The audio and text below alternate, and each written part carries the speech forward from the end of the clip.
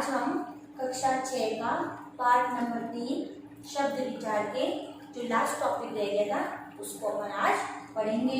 अपने last video में अपन ने देखा कि शब्दों का वर्गीकरण, शब्दों के अर्थ, कैसे शब्द बनते हैं, उनकी उत्पत्ति कैसे होती है, इसके बारे में पढ़ा। आज हम जो इसके लास्ट 2 पॉइंट रह गए थे उसको पढ़ेंगे। तो हमने शब्दों का वर्गीकरण किया था, 4 प्रकार से किया था। फर्स्ट था प्रयोग के उत्पत्ति के आधार पर, सेकंड था उसके स्रोत के आधार पर, थर्ड था प्रयोग के आधार पर और लास्ट था अर्थ के आधार पर। तो 2 पॉइंट को हमने लास्ट वीडियो में पढ़ रखा था। आज हम थर्ड और फोर्थ पॉइंट को पढ़ेंगे। तो शब्दों का वर्गीकरण हमने किया था, तो उसका थर्ड पॉइंट था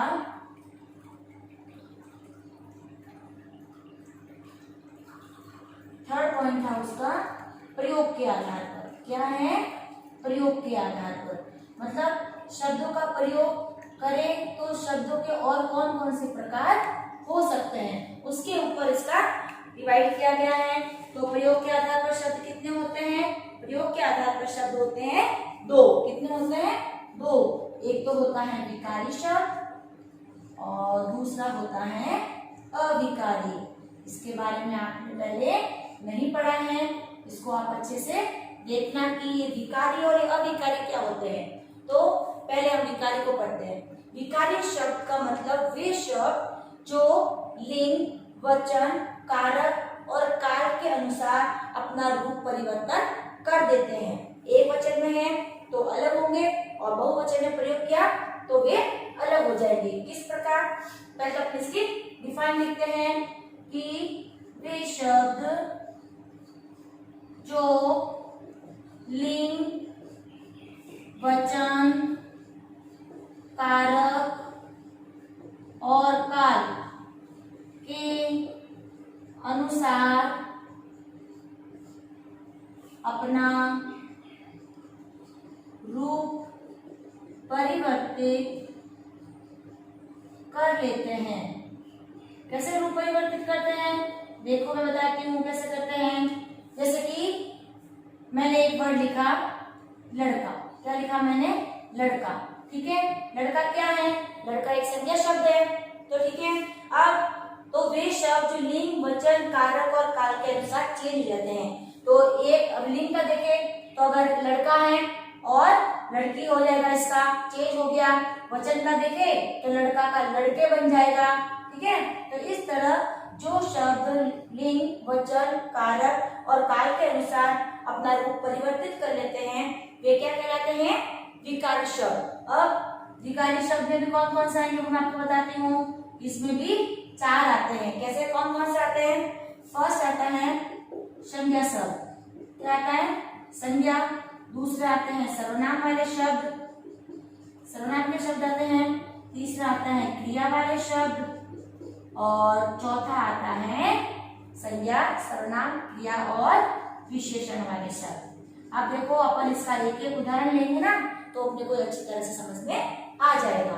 ठीक है, अपने को ये ध्यान रखना है कि लिंग, वचन, काल के अनुसार अपना रूप परिवर्तित कर लेते हैं। जैसे कि संज्ञा में अपन वापस ले लेते हैं लड़का। ठीक है, संज्ञा शब्द है लड़का, तो लड़का से क्या बन गया? लड़के। ठीक है, ये संज्ञा शब्द का उदाहरण हो गया। नेक्स्ट लेते हैं अपन सर्वनाम। सर्वनाम में क्या लेंगे? जैसे हमने लिया तुम ले लिया।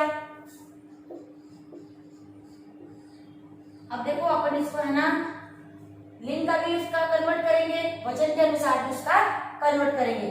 लड़का से बन गया लड़के, लड़की भी इसका ही रूप परिवर्तन है। तो इस तरह ये लिंग, वचन और कारक के अनुसार ये चेंज हो जाते हैं। ठीक है, अब सर्वनाम शब्द को अपन चेंज करते हैं। जैसे तुम से क्या बनेगा? तुम्हारा, तुम्हारे, तुम्हारी, ये शब्द इसके अंदर बनेंगे। तुम से जो तुम वर्ड का शब्द था उसका रूप परिवर्तित होकर तुम्हारा और तुम्हारी बन गया है। अगला लेते हैं क्रिया शब्द। अब क्रिया में आप जानते हो क्या शब्द है? कोई काम को करना या होना क्रिया कहलाती है। जैसे मैंने लिखा है जाता है, वो लड़का जाता है। अब जाता हो कैसे करेंगे? जाता है, जाते हैं, ठीक है, जाएंगे, ये सारे जो हैं वो जाता वर्ड से ही बने हैं, जो ये लिंग और वचन के अनुसार चेंज हो गए हैं। ठीक है, अब है विशेषण, लास्ट बचा है विशेषण। इसे विशेषण में क्या आता है? वे शब्द किसी संज्ञा या सर्वनाम की विशेषता बताते हैं। कैसा है? बड़ा, छोटा, काला, पीला, नीला, ये वाले वर्ड। तो अपन ने एक वर्ड ले लिया जैसे कि काला। ठीक है, काला। अब मैंने कहा एक लड़का या फिर उसने काला वस्त्र पहना है, तो बहुत सारे हैं तो काले बन जाएगा।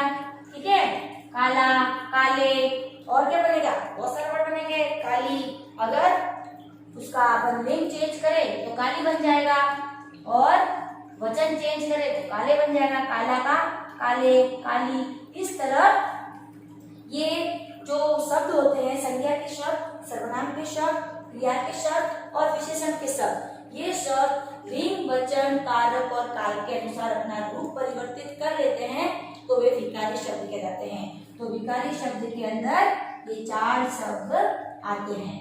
ठीक है, इसी तरह अविकारी में भी 4 शब्द आएंगे। अपन ने विकारी को पढ़ लिया, अब अपन पढ़ेंगे अविकारी। क्या पढ़ेंगे? अविकारी। तो अविकारी की डेफिनेशन भी इसके जैसे ही है कि जिन शब्दों पर लिंग, वचन, कारक, काल आदि का कोई प्रभाव नहीं पड़ता और वे ऐसे जैसे रहते हैं, एक ही रूप में रहते हैं, उसे हम अविकारी शब्द कहते हैं। इसे हम अव्यय भी कहते हैं। तो इसका जस्ट ऑपोजिट ये हो गया, मतलब वे शब्द जो लिंग, वचन, कारक, काल के अनुसार अपना रूप परिवर्तन नहीं करते।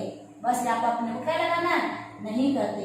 दोनों की डिफाइन सेम है, बस एक में नहीं लिखना है और एक में तो रूप परिवर्तन करते हैं, एक में नहीं करते। तो इसको अपन थोड़ा सा हाईलाइट करेंगे ताकि पता चले इसमें तो रूप परिवर्तित करते हैं और इसमें रूप परिवर्तित नहीं करते हैं। अब इसमें कौन कौन से आएंगे? उसमें 4 आए थे, क्रिया, संज्ञा, सर्वनाम और क्रिया और विशेषण। इसमें भी 4 आएंगे। फर्स्ट लेते हैं, उसमें क्रिया आई थी ना, तो इसमें आ गया क्रिया विशेषण। क्या आएगा? क्रिया विशेषण। सेकंड लेते हैं समुच्चय बोधक। क्या आएगा? समुच्चय बोधक। थर्ड लेते हैं संबंध बोधक। क्या आएगा? संबंध बोधक।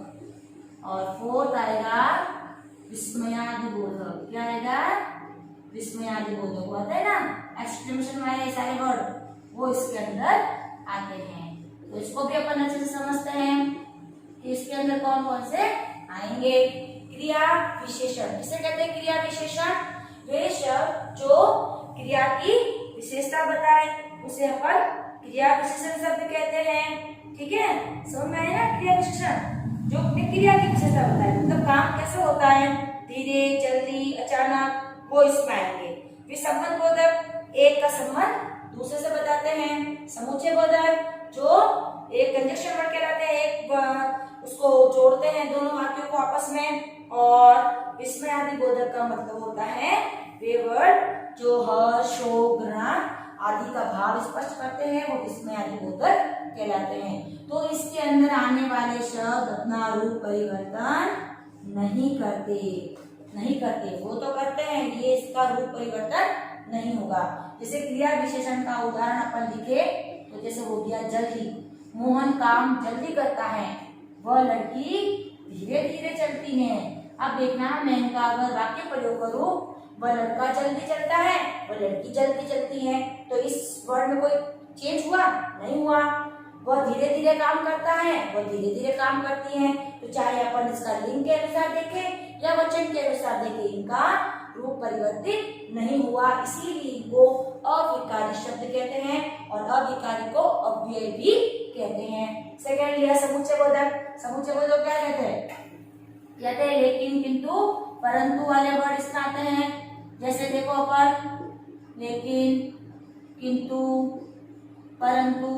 ठीक है, जैसे मैंने लिया वो लड़की काम तो करती है लेकिन जल्दी नहीं करती।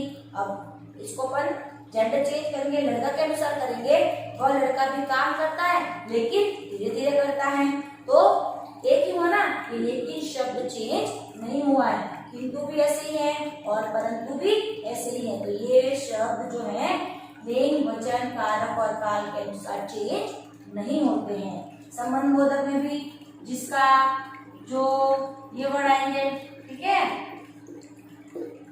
ये भी चेंज नहीं होते हैं। जैसे उसने उसका काम कर लिया है, जिसका जो काम था उन्होंने वो कर दिया है, ठीक है, ये वही लड़का है जो बाहर गया, ये वही लड़की है जो अंदर गई, तो ये वर्ड भी चेंज नहीं होते हैं। और लास्ट है विस्मयादिबोधक। विस्मयादिबोधक में ये एक्सक्लेमेशन साइन वाले वर्ड आते हैं, आपको पता है ना, जिसको इंग्लिश में कहते हैं, और इसमें आएंगे हर्ष, शोक, घृणा, ये वाले वर्ड आते हैं इसके अंदर। इसमें अपन ले जैसे कि ले लिया मैंने हाय, ओहो, उफ, ऐसे वाले वर्ड, इनके पीछे ये एक्सक्लेमेशन साइन जरूर होता है, ठीक है। तो जैसे हाय उस लड़के ने ये कर दिया, हाय उस लड़की ने ये कर दिया, ओ बहुत खराब काम हुआ, ओ उसने ऐसा कर दिया। तो चाहे कोई भी वचन हो, कोई भी लिंग हो, ये विस्मयादिबोधक वाले शब्द भी अपना रूप परिवर्तन नहीं करते। तो इस प्रकार विकारी शब्द में वे शब्द आते हैं जो लिंग, वचन, कारक और काल के अनुसार अपना रूप परिवर्तित कर लेते हैं, और अविकारी शब्दों के अंदर वे शब्द आते हैं जो लिंग, वचन, कारक के अनुसार अपना रूप परिवर्तित नहीं करते हैं, ऐसे टीज ही रहते हैं, चाहे कोई भी वाक्य में इनका प्रयोग करो। समझ में आ गया ना आपको? इसलिए इसको अव्यय भी कहते हैं। इसके भी 4 प्रकार है, इसके भी 4 प्रकार है। इसमें आते हैं संज्ञा, सर्वनाम, क्रिया और विशेषण। इसमें आते हैं क्रिया विशेषण, समुच्चय बोधक, संबंध बोधक और विस्मयादिबोधक। तो इस तरह अपने प्रयोग के आधार पर जो थे इसका क्लासिफिकेशन वो पढ़ा। अब उसका नेक्स्ट और लास्ट 4th पॉइंट अपन पढ़ेंगे अर्थ के आधार पर। क्या है 4th पॉइंट? अर्थ के आधार पर, मतलब शब्दों को अगर अपन अर्थ के आधार पर भी प्रयोग करें तो भी उनका वर्गीकरण हो जाता है। अब अर्थ के आधार पर कैसे? ये अपने प्रयोग के आधार पर किया, अब अर्थ के आधार पर करेंगे। 4th है अर्थ के आधार पर, ठीक है, मतलब उसका क्या मीन्स निकलता है उसके ऊपर इसका वर्गीकरण होगा। अब अर्थ के आधार पर इसके भी 2 है, वही मैंने आपको बताया, जो सार्थक और निरर्थक शब्द। फर्स्ट है सार्थक शब्द और सेकंड है निरर्थक शब्द। अब देखो पहले अपन इनको ही समझते हैं, फिर इनकी परिभाषा और इनका वर्गीकरण करेंगे। तो सार्थक शब्द, जैसे कि इसके जो शब्द है उससे पता चल रहा है सार्थक, इसको अपन अगर चेंज करें ना, डिवाइड, तो स प्लस अर्थक हो जाएगा। मतलब वो जो अच्छा अर्थ देते हैं, जो कि अर्थ वाले होते हैं, वो सार्थक शब्द कहलाएंगे। और इसका और नीर प्लस अर्थक, मतलब जो कोई भी जिसका कोई अर्थ नहीं होता वो होते हैं निरर्थक शब्द। तो पहले अपन ने इसके शब्द से समझ लिया कि सार्थक क्या होता है, निरर्थक क्या होता है। अब इसकी परिभाषा अपन देखते हैं। तो सार्थक शब्द की परिभाषा होगी कि वे शब्द जिन शब्दों का कुछ निश्चित अर्थ होता है उसे हम सार्थक शब्द कहते हैं। यहाँ पर शॉर्ट में लिखते हैं निश्चित अर्थ वाले शब्द, मतलब जिनका कोई न कोई अर्थ अवश्य होता है वो कहलाते हैं सार्थक शब्द। अब इसमें अपन लेते हैं जैसे कि नदी, लड़का, मैंने 2 उदाहरण लिखे। अब कैसे होंगे नदी, अपन नदी का नाम से पता चल जाएगा कि हाँ ये नदी के बारे में है। मैंने लिखा लड़का, तो लड़का शब्द पता चल जाएगा कि किसी लड़के के बारे में बातचीत हो रही है। ऐसे बहुत सारे शब्द अपन अपने दैनिक यूज में आने वाले, जैसे लकड़ी, पेन, पेंसिल, कोई भी शब्द हो सकता है, बस उसका अर्थ जरूर होना चाहिए, वो कहलाता है सार्थक शब्द। अब सार्थक शब्द के अंतर्गत भी कितने शब्द आते हैं? ये 5 प्रकार के होते हैं। कितने होते हैं? 5 प्रकार के सार्थक शब्द 5 प्रकार के होते हैं। कौन कौन से होते हैं उसको अपन लिखते हैं। फर्स्ट है एक आर्थी। कौन सा है? एक आर्थी। देखो इसके भी शब्द से हमें पता चल रहा है जो एक ही अर्थ का बोध कराए वो एकार्थी कहलाते हैं। ठीक है, एक अर्थ कैसे, जिसमें नदी कहा तो नदी का एक ही अर्थ हुआ, लड़का कहा तो लड़का का भी एक अर्थ हुआ। अब जैसे मैंने कहा पुष्प, तो पुष्प पर फूल, उसकी क्रिया जो है ना, पुष्प सुमन ऐसे। ठीक है, तो एकार्थी जो एक ही शब्द का बोध कराए अर्थ का वो एकार्थी। फिर दूसरा है इसका अनेकार्थक, जिसके अनेक अर्थ निकले वो कहलाते हैं अनेकार्थक, एकार्थी, अनेकार्थक। फिर तीसरा है समरूपी भिन्नार्थक। ठीक है, समरूपी भिन्नार्थक मतलब दिखने में तो एक जैसे हैं लेकिन उसके अर्थ अलग है। समरूपी समान दिखने वाले, भिन्नार्थक भिन्न अर्थ वाले। देखो इसको वर्ड को समझना, समरूपी समान रूप वाले लेकिन भिन्न अर्थ वाले, समरूपी भिन्नार्थक बोलते हैं। फोर्थ वाला है पर्यायवाची, वो भी इसके अंदर आते हैं। और लास्ट है विलोम शब्द। ठीक है, तो ये इसके 5 प्रकार हो गए सार्थक शब्दों के। सार्थक शब्दों के 5 प्रकार कौन कौन से हो गए? एकार्थी, अनेकार्थी, समरूपी भिन्नार्थक, पर्यायवाची और विलोम शब्द। ठीक है, इन सब का अपना अपना अर्थ होता है, आप जानती हो। अनेकार्थी मैंने बता दिया, जिसके अनेक अर्थ निकलते हैं। समरूपी भिन्नार्थक का मतलब जो दिखने में तो एक जैसे लेकिन उनका अर्थ अलग होता है। पर्यायवाची में भी आप जानते हो कि एक ही शब्द के अनेक और अलग शब्द होते हैं। और विलोम शब्द का मतलब होता है जस्ट उसका अपोजिट, उसका उल्टा, वो कहलाता है विलोम। अब सेकंड आते हैं अपन निरर्थक शब्द। जैसे इसका था स प्लस अर्थक, तो ये हो गया निर प्लस अर्थक, मतलब जिसका कोई अर्थ नहीं निकलता वो कहलाते हैं निरर्थक शब्द। समझ में आया? निर प्लस अर्थक, निरर्थक। तो जिन शब्दों का कोई अर्थ नहीं होता है वे निरर्थक शब्द कहलाते हैं। जैसे मैं इसमें आपको बता, इसके कोई प्रकार नहीं है, इसके है ना 5 प्रकार, इसका कोई प्रकार नहीं है।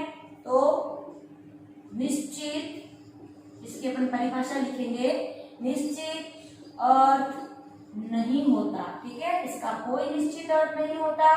और इसका उदाहरण अपन लिखते हैं, अपन बोलते हैं ना चाय वाय लेके आओ। अब ये चाय तो ये शब्द है लेकिन इसके पीछे जो अपन ने वाय लगाया है इसका कोई अर्थ नहीं होता है। जैसे अपन ने बोल दिया बोल चाल, ना इसकी बोल चाल ठीक नहीं है। अब बोलना मतलब उसकी बोली, लेकिन ये 4 वर्ड अपन ने इसके पीछे ऐसे ही यूज कर लिया है। तो जिन शब्दों का कोई अर्थ नहीं होता है उसे हम निरर्थक शब्द कहते हैं। ऐसे बहुत सारे वर्ड है, लकम, ब्रह्म, गिप्पा, ग्रहण, मतलब जिनका कोई अर्थ नहीं निकलता है उसे अपन क्या कहते हैं? निरर्थक शब्द। ठीक है बच्चों, आज के लेसन में इतना ही। आपको अच्छे समझ में आ गया होगा। लास्ट वाले जो 2 पॉइंट रह गए थे हमने उसको अच्छे से डिटेल में पढ़ लिया है। Thank you. Thank you for watching the video. If you like the video, please subscribe our channel and press the bell icon for another updates. Thank you.